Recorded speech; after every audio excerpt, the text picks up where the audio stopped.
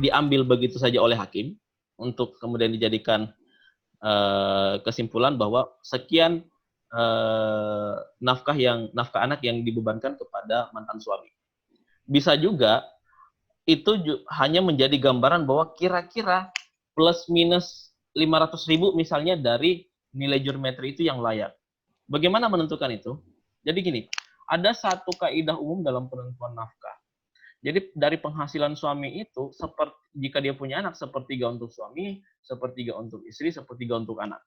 Kalau dia tidak punya anak, maka seperdua untuk suami, seperdua untuk anak. Itu adalah prinsip umum sih menurut saya.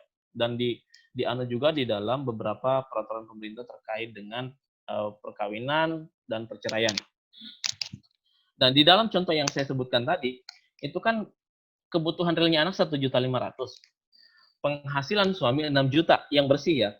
Nah, apakah kita memutus 1.500.000 saja?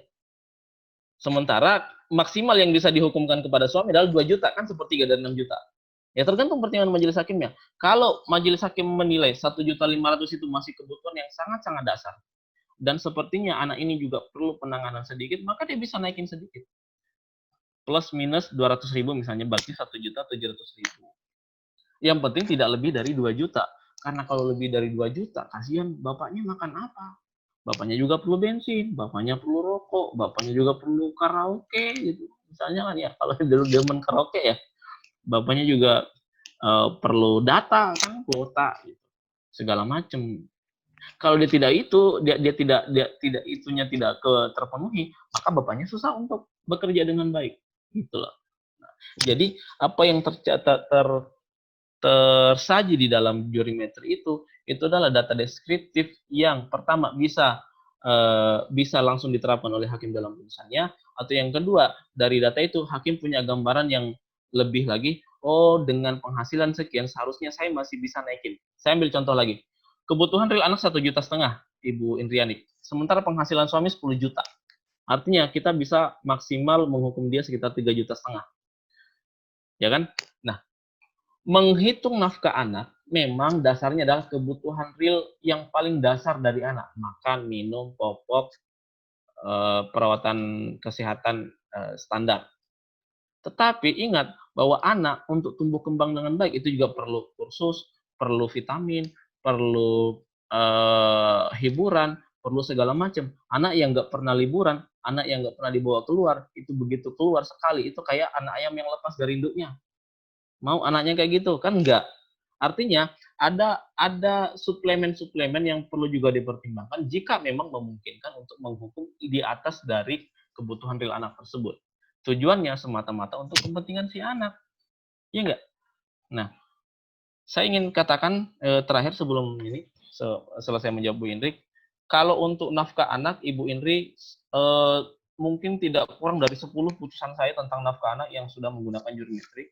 Dan dari putusan nafkah anak inilah saya mengembangkan sedemikian rupa riset saya tentang jurimetri yang akhirnya berkembang sampai ke harta bersama, ke wan prestasi, ke perbuatan melawan hukum, dan penentuan hak asuh anak. Nah, hak asuh anak itu kajiannya lebih beda, Bapak Ibu sekalian, kita menggunakan pendekatan kualitatif, risetnya juga berbeda dibanding dengan nafkah anak. Itu mungkin Pak Agung. Kita ini menerima 2 pertanyaan terakhir lagi. Oke, silakan. Itu kita persilakan Pak Warsito. Langsung ke teleponnya aja pertanyaannya Pak ya. Soalnya kita terbatas waktu juga. Iya, terima kasih moderator Pak Agung. Ya. Siap. Ya, yang mulia Pak Nasir Asnawi. Ya, siap Pak Warsito. Iya, terima kasih Pak. Saya sedikit berkaitan dengan profesi kami Pak sebagai lawyer advokat. Ya. Ya di dalam persidangan atau dalam pembuktian biasanya kami agak kurang memahami ketika meyakinkan seorang hakim dalam pembuktian. Nah, saya meminta pendapat Bapak, kiat-kiat apa yang harus kita lakukan dalam meyakinkan hakim, terutama dalam perhitungan jurimetri yang kita lakukan, dikaitkan salah satunya dengan hadona tadi yang disampaikan Ibu Indriani. Oh iya. Ya, kemudian mengenai masalah harta bersama yang mulia. Iya. harta bersama kadangkala ada putusan hakim yang non executable. Ya. Ya. Putusan hakim yang non executable dalam permasalahan harta bersama itu bahkan ada kasusnya, Pak, sampai di peninjauan kembali, sampai dengan PK. Itu tidak bisa dieksekusi gara-gara apa, Pak? Apa nggak bisa dieksekusi. Amar putusannya menyatakan bahwa harta yang beberapa harta itu yang dimohonkan itu hanya di dalam putusannya hakim menetapkan bahwa harta itu harus dibagi seperdua, dibagi 2. Akan tetapi tidak menyatakan bahwa dari 7 misalnya harta bersama yang harus dibagi itu tidak ditetapkan bahwa si istri mendapatkan rumah ini, suami dapatkan rumah ini. Hanya ditetapkan bahwa 8 harta bersama ini akan dinyatakan harus dibagi 2. Iya. Sehingganya sampai sekarang pun dalam peninjauan kembali hanya menguatkan kembali putusan Mahkamah Agung bahwa itu tetap dibagi 2 tergantung kesepakatan istri dan suami. Ada ininya nggak, Pak? Ada tambahan diktumnya nggak? Jika tidak dapat dibagi secara natural, dilakukan penjualan atau gimana? Tidak ada, hanya menyatakan bahwa itu harus dibagi berdasarkan kesepakatan pihak. Oke. Ya, jadi begitu. Ya, kira-kira bagaimana solusinya, Pak, kalau dalam hal ini? Terima kasih, Pak, Yang Mulia. Oke, terima kasih, Pak. Iya, Pak, langsung dijawab aja, Pak. Sebentar. Pertanyaan pertama tadi tentang apa itu ya?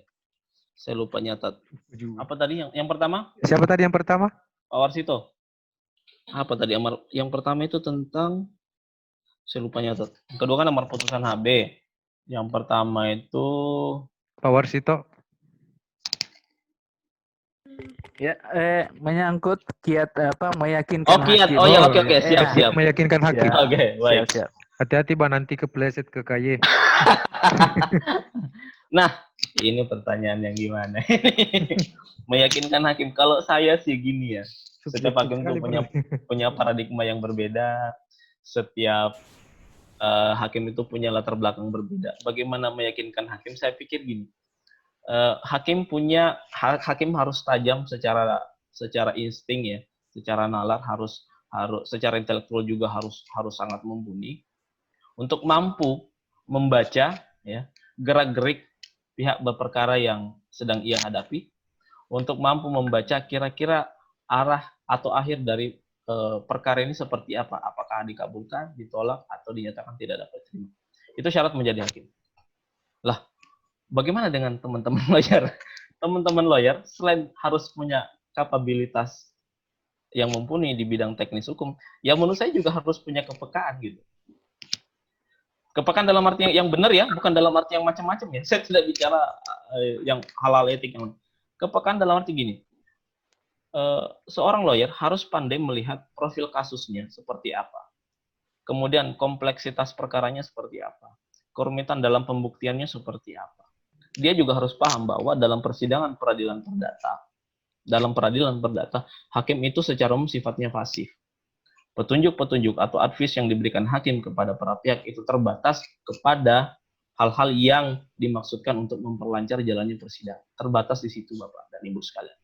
Nah, bagaimana kiat-kiat pengacara meyakinkan hakim? Saya pikir kalau lawyer sudah berpengalaman, sudah paham itu ya.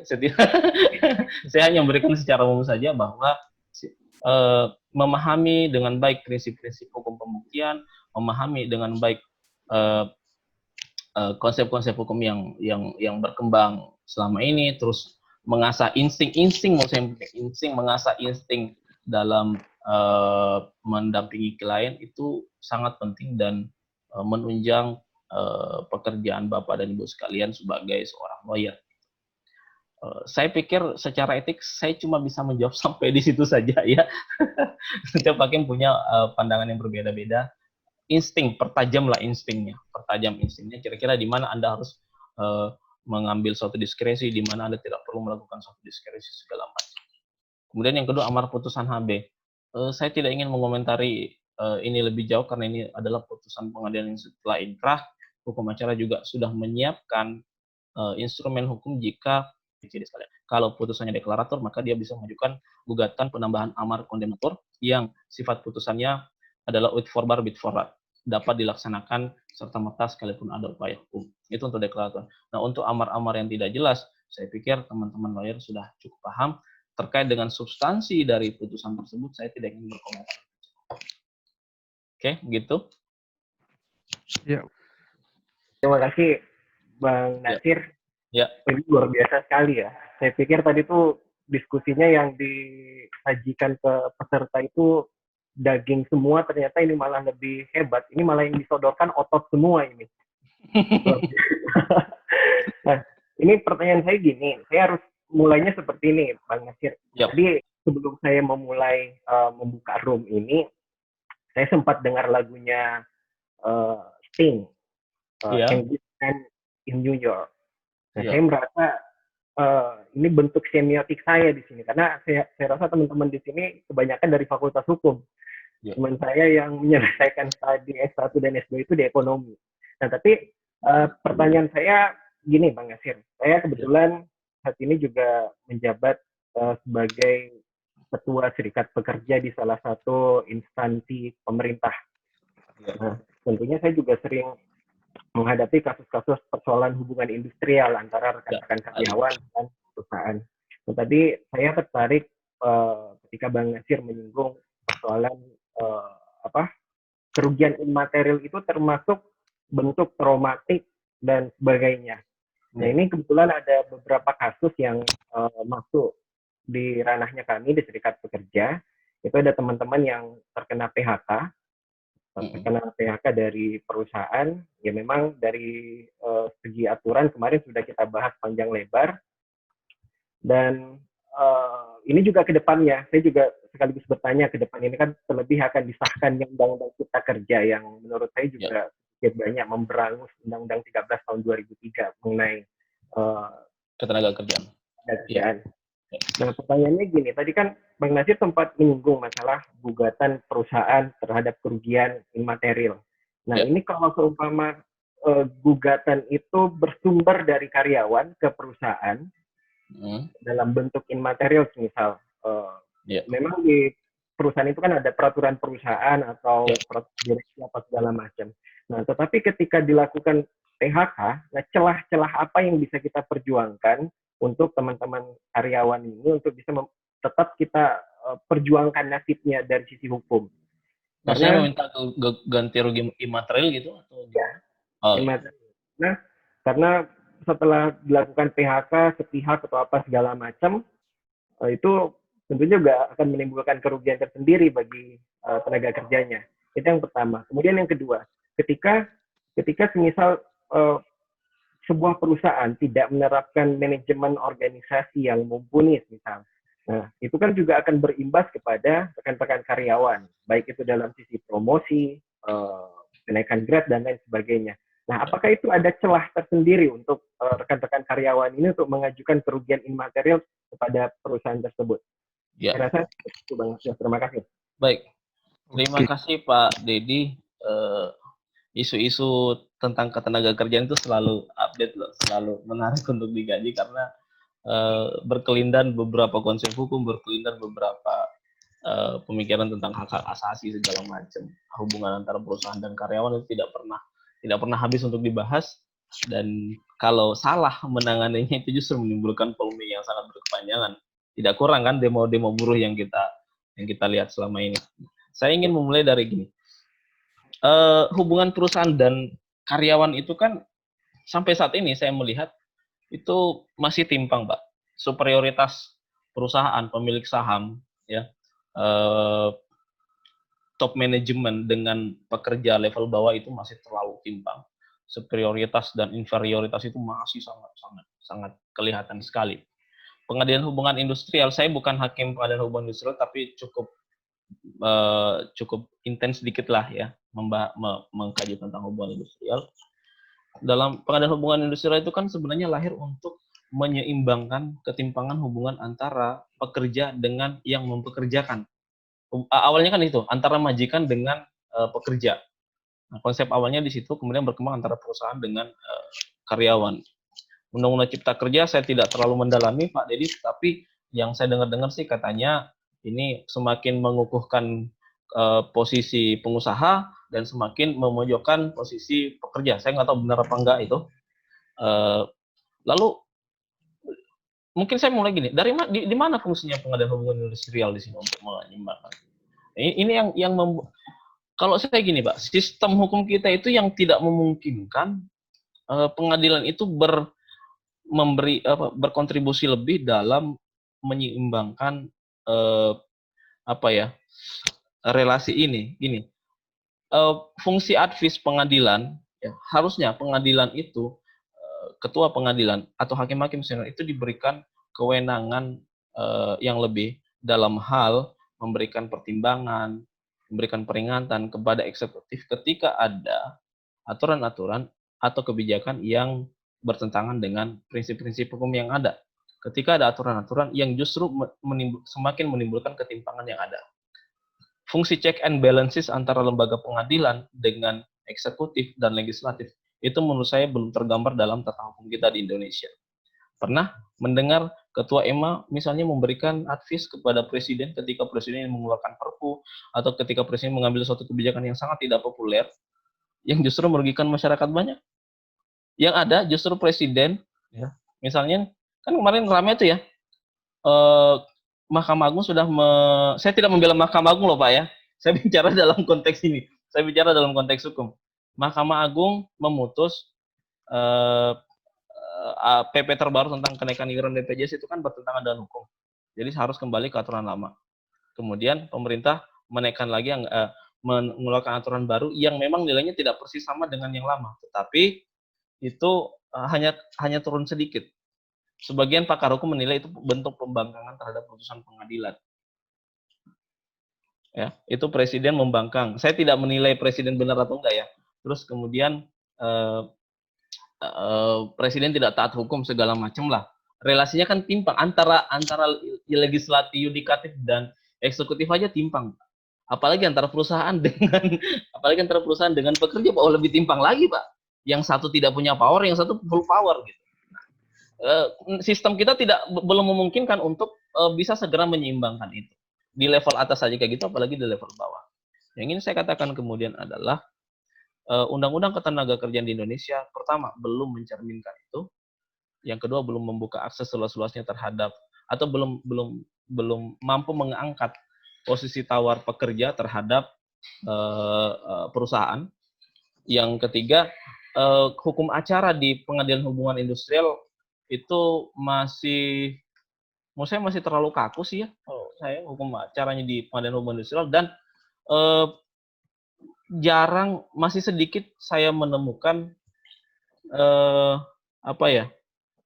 putusan yang berkarakter terobosan hukum, yang memberikan terobosan hukum. Saya tidak menilai dalam arti ini ya, enggak. Saya cuma bicara konsep saja. Jadi segala yang saya bicarakan ini konsep, tidak menilai putusan sesama hakim karena itu kode etik saya.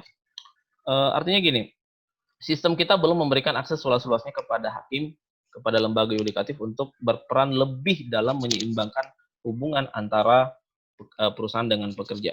Nah, bagaimana ketika misalnya ada gugatan hubungan industrial dan kita ingin mengajukan, kita yang mewakili para pekerja mengajukan gugatan imaterial. Dalam hal apa gugatan imaterial? Mungkin begitu, Pak ya.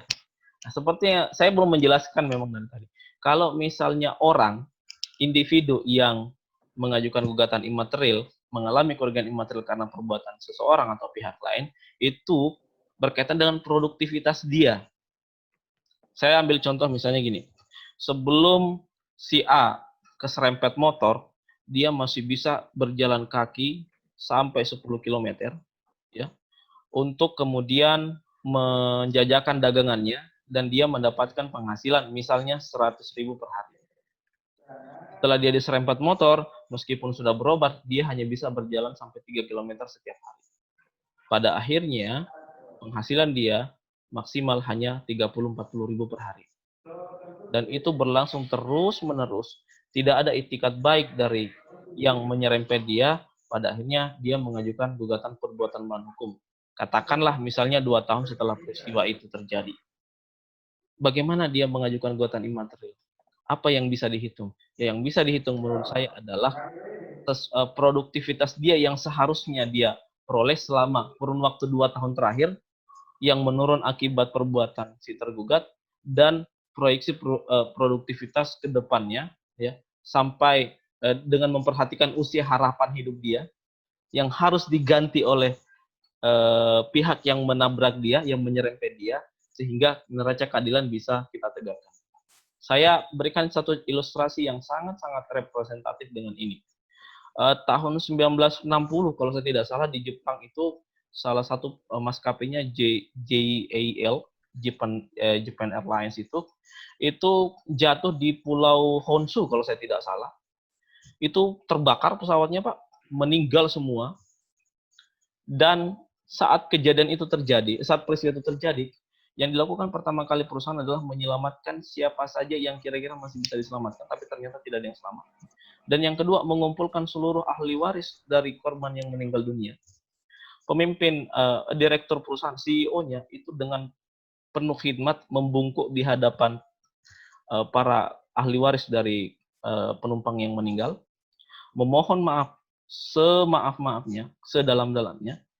Kemudian dia ya sebagai bentuk pertanggungjawaban perusahaan terhadap korban ahli waris tersebut menjamin pendidikan anak-anak dari korban tersebut sampai selesai kuliah. Setelah itu direkturnya, CEO-nya menyatakan mengundurkan diri. Yang ini saya katakan adalah bahwa dalam hukum itu tidak selalu urusan norma, tidak selalu urusan asas, tapi kadang-kadang juga ada urusan hati nurani, Bapak Ibu sekalian. Dalam gugatan imaterial itu memang kita bicara aspek hukum, tetapi tidak bisa kita lepaskan juga dari istilahnya aspek-aspek moral. Menurut saya yang tepat itu ketika mengajukan gugatan imaterial harus Pak Dedi dan teman-teman pastikan bahwa di dalam pos itu dijelaskan sedemikian rupa. Seperti ini, Pak, kejadiannya. Setelah kejadian dia mengalami penurunan produktivitas. Seharusnya jika masih produktif A, B, C, D segala macam. Terus ini, Pak, ada tekanan batin yang sangat besar misalnya setelah yang bersangkutan dipecat dari perusahaan. Tekanan batin itu membuat dia tidak bisa lagi berpikir normal. Tekanan batin itu membuat kreativitas dia menurun secara drastis sehingga penghasilan dia berkurang. Nah, tinggal tugasnya Bapak Dedi adalah kuantifikasi variabel-variabel kualitatif itu yang insya Allah ya kalau memang itu kalau itu valid data-datanya itu saya yakin mudah untuk mengajukan argumentasi hukum di muka pengadilan dan itu juga akan memudahkan proses pembuktian. Ya karena proses pembuktian itu banyak ditentukan dari fakta, Pak. Dari dalil-dalil dulu. Kalau dalilnya nggak jelas, apa yang mau dibuktikan, Pak? Saya ngajuin ke perusahaan 100 miliar, lah terus positanya gimana? Apa yang mau dibuktikan itu? Ya kan? Ya mungkin begitu, Pak Dedi. Terkait dengan manajemen misalnya nih. Bagaimana kalau ini manajemennya nggak benar sehingga terjadi pemecatan segala macam tanpa pertimbangan yang matang? Ini banyak terjadi di Indonesia. Perusahaan salah urus, bukan cuma manufaktur ya, perbankan sama asuransi aja banyak yang salah urus. Kasus Jiwasraya terakhir itu kan, kayak gimana bisa sampai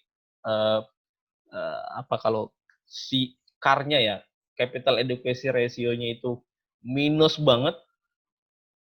Setelah diinvestigasi, kalau saya tidak salah itu ternyata ini salah urus, manajemen yang keliru. Akhirnya yang korbankan karyawan. Bagaimana penyelesaian hukumnya? Ya bisa tetap bisa melalui jalur perdata, juga bisa melalui jalur lain. Mungkin kalau mau udah pilotkan aja gitu. Ajukan aja biar bisa membayar misalnya nih kelebihan asetnya itu dipakai untuk mengganti gaji-gaji yang terlambat segala macam. Tapi itu terlalu jauh sih sebenarnya. Saya ingin mengatakan gini. Kadang-kadang dalam hubungan antara perusahaan dan karyawan itu kita sering melupakan satu aspek. Ada namanya aspek psikologi ya. Jadi gini, ketika ada konflik antara perusahaan dengan karyawan, selalu yang dikedepankan hukum itu. Aturannya begini, Pak. Bapak nggak bisa seperti ini. Perusahaan nggak boleh kayak gini sama kami. Perusahaan juga ngomong, ente karyawan, ente harus patuh, ini ada perjanjian segala macam. Udah ngotot-ngototan kayak gitu, aspek psikologinya dilupakan, selesai, Pak. Kebakar itu, Pak. Debatnya nggak akan selesai. Tetapi coba misalnya manajemen perusahaan itu ketika ada masalah, ketika ada kesulitan ya, solvabilitasnya perusahaan lagi bermasalah, ya menurut saya CEO-nya harus turun. Ayo kita ngopi, kita bicara-bicara, ini perusahaan sedang bermasalah, sedang ada penurunan penjualan.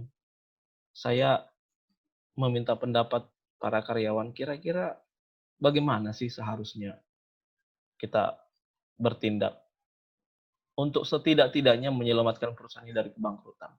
Toh, kalau perusahaan ini selamat, ya teman-teman juga, karyawan juga yang akan menikmati hasilnya. Sudikah misalnya, atau dia ngajak juga nih direksi yang lain nih, level bawahnya dikit ya, level tengah. Sudikah misalnya kita merelakan sekian persen gaji kita dipotong dulu untuk sekedar menyelamatkan perusahaan. Nanti juga akan, kalau perusahaan lagi banyak dividennya kan, kita bisa dapat bonus segala macam. Pendekatan-pendekatan begitu Pak, kadang dilupakan Pak. Perusahaan-perusahaan di Jepang itu setahu saya Pak ya, ketika ada masalah keuangan seperti itu, mereka yang berinisiatif duluan untuk memangkas gaji itu top manajemennya. Dan itu pada akhirnya diikuti oleh level bawah. Ini aspek psikologis ya. Ibaratnya ini moralitas lah, aspek moral dalam tata kelola hubungan antara perusahaan dengan karyawan. Kenapa saya berbicara ini Pak Dedi? Karena saya melihat gini, sudah terlalu banyak pemandangan yang kita lihat, orang berbincang hukum, tapi melupakan akar dari hukum itu sendiri. Bagi saya, akar dari hukum adalah moralitas, Pak. Akar dari hukum moralitas. Kenapa orang tidak boleh mencuri? Kenapa seseorang tidak boleh menyakiti orang lain? Karena itu ada aspek moralitas di dalamnya. Siapa yang mau disakiti? Siapa yang mau barangnya hilang, dicuri orang? Kalau pendekatan filsafat etiknya itu di ontologi. Sesuatu yang memang fitrahnya kita nggak boleh melakukan sesuatu yang menyakiti orang lain. Itu basisnya hukum kan di situ. Makanya kalau kita berbincang masalah hukum tapi mencabut hukum itu dari moralitas sebagai akarnya, saya sangat yakin perbincangan hukum itu hanya berakhir di teknis hukum, hanya berakhir di bagaimana menyelesaikan sengketa sedemikian rupa. Tapi tidak berbicara bagaimana hukum itu hadir untuk manusia, bagaimana hukum itu tampil ke depan, menyelaraskan kepentingan-kepentingan, perbedaan-perbedaan yang terjadi di antara umat manusia. Ini perbincangan-perbincangan, sudah jauh melewati konteks sih sebenarnya Pak, tapi mudah-mudahan ini ya cukup bermanfaat ya untuk kita sampaikan bahwa aspek moralitas itu sangat-sangat penting untuk kita kedepankan dalam membincangkan hukum. Itu Pak Dedi. Ada lagi? Kalau tidak ada, mungkin bisa kita close atau gimana? Iya. Ya, gimana moderator? Iya Bang.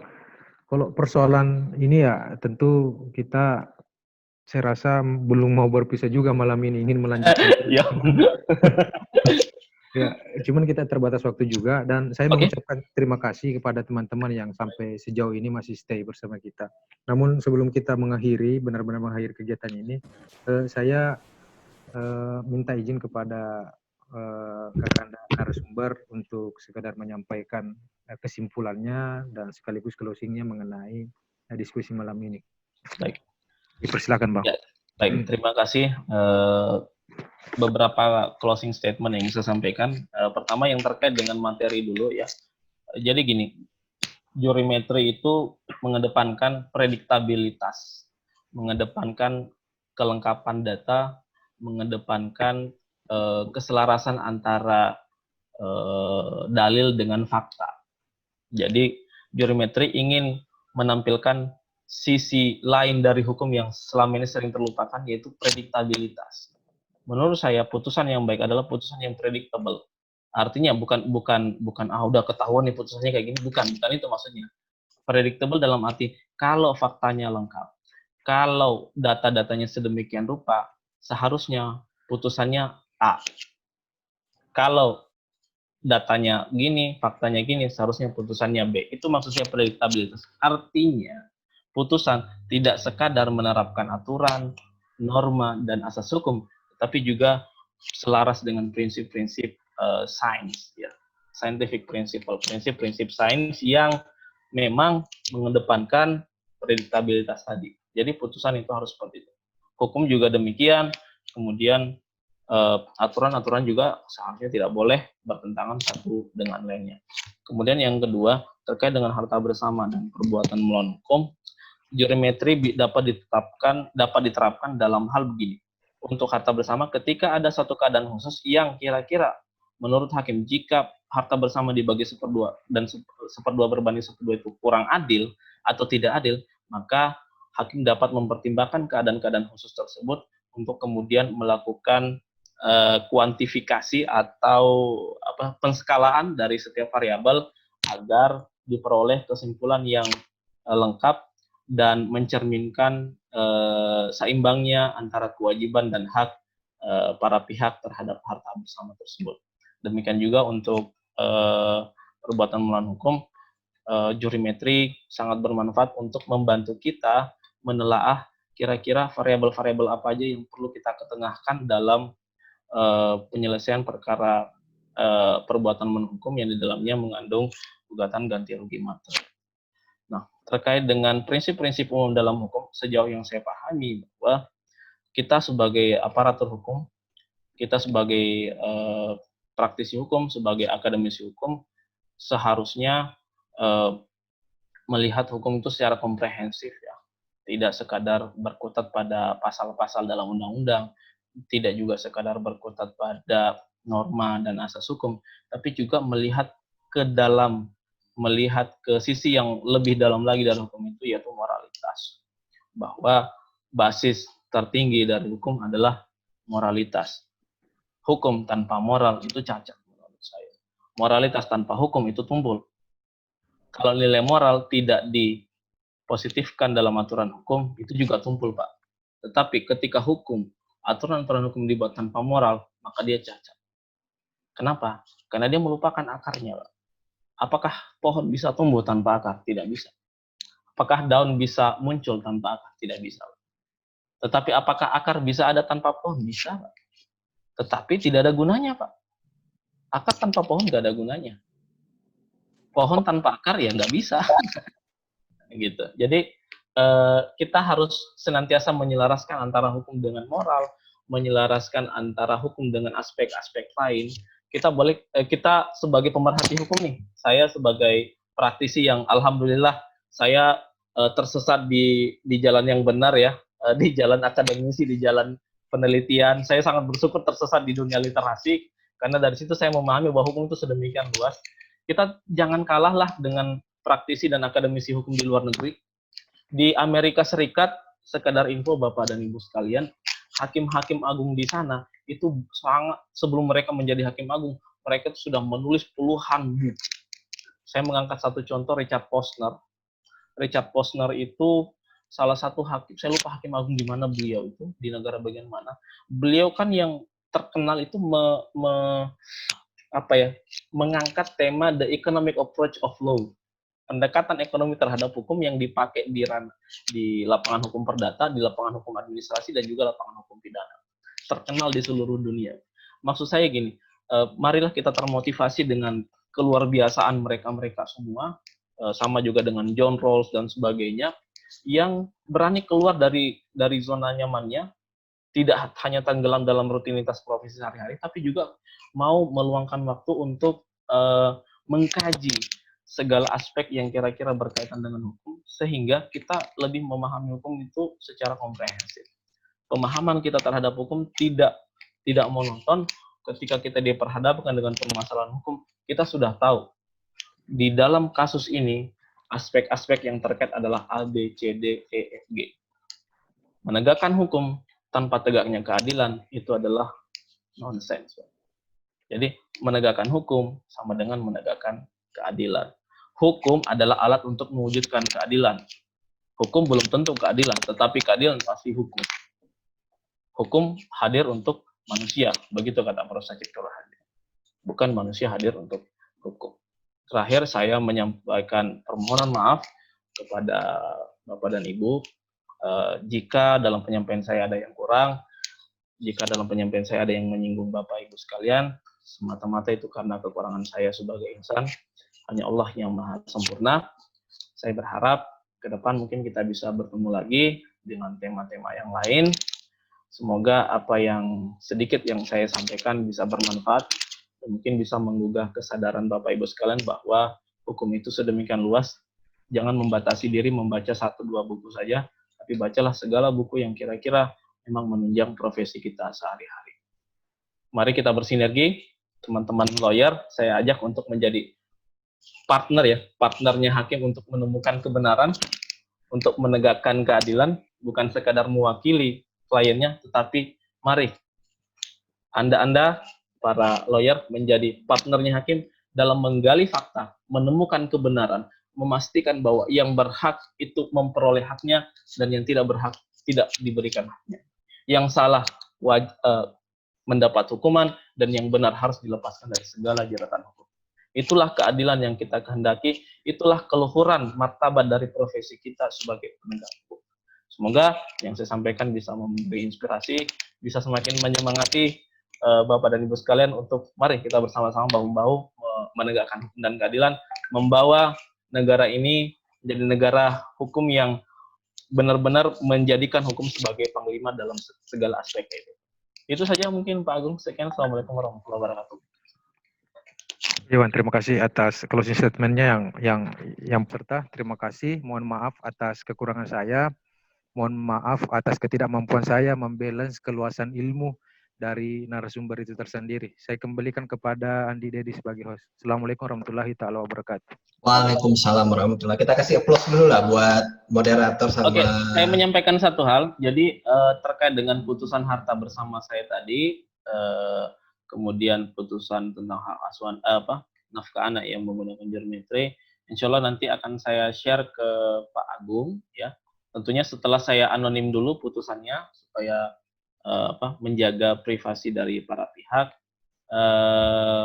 Nanti Bapak dan Ibu yang ingin membaca putusan tersebut, ingin membedah pertimbangan hukum kami, sebenarnya bukan putusan saya sendiri, putusan majelis gitu maksudnya. Cuman ibaratnya saya yang ngasih putusannya gitu. Jadi yang berminat nanti silakan hubungi hostnya. Saya akan menganonimisasi dulu putusan tersebut untuk menjaga privasi dari yang bersangkutan. Itu saja. Sekian. Assalamualaikum warahmatullahi wabarakatuh.